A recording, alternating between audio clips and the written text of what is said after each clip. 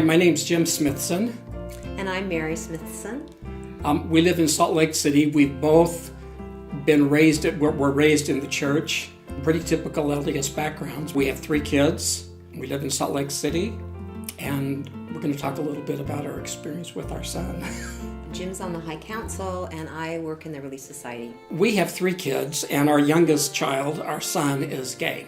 When the issue really came up for me was just in my work situation. I'm a speech language pathologist, and I work in the schools, and that's where I first really became exposed to other people who were gay or lesbian, and I just really liked them. They were great to work with, such nice people, and it kind of opened my eyes to think, well, they're not any different from anybody else. And then 9:30 at night on Christmas evening, and our son was home, and he asked to talk to us. So he came out at that time and told us that he is gay. There was nothing that would give us any hint about that. I mean, he's always loved sports. He's very quiet. He's very easygoing. And so it caught us completely off guard. And I love him dearly, but he's not artistic in any way. I mean, all kind of the typical things that you might think of. I had already come to terms with a lot of the gay issues that were going on, and knew that I loved my coworkers, I loved my nephew, but it was really different with your own son.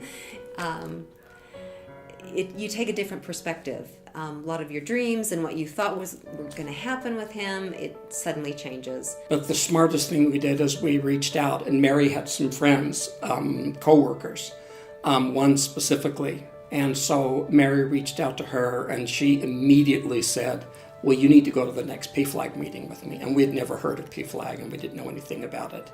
But there we were in a couple of weeks at the PFLAG meeting. They did a wonderful job of supporting us in what we were doing.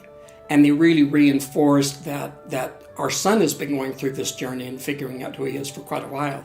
And for us, this is a very, very new, and we were going to have to go through the process too. And they said, whatever you have to go through, however long it takes, we're here to help you through it. We're here to support you and love you so that you can give all your support and your love to your son. And that was so helpful for both of us. I mean, we came away from that first meeting just thrilled and excited. One of the good things we did with our son is we were always really honest with him. He was honest with us. And we tried to explain that we might make mistakes. And he should know that even if we said stupid things from time to time, or even if we slipped up and did something from time to time, that he knew that we loved him. And if he needed to call us on anything and remind us of anything, that was fair. And whenever there is a spirit of fear, we know it's not of God.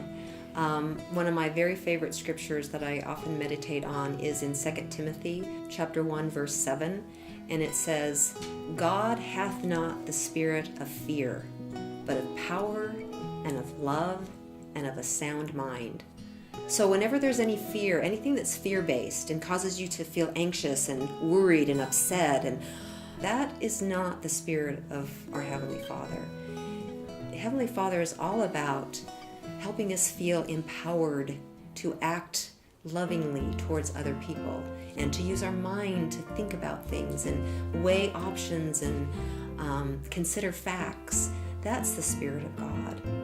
And these activities, these firesides, these gatherings, support networks prompt me to do good and to love others. And if we love others, we love God.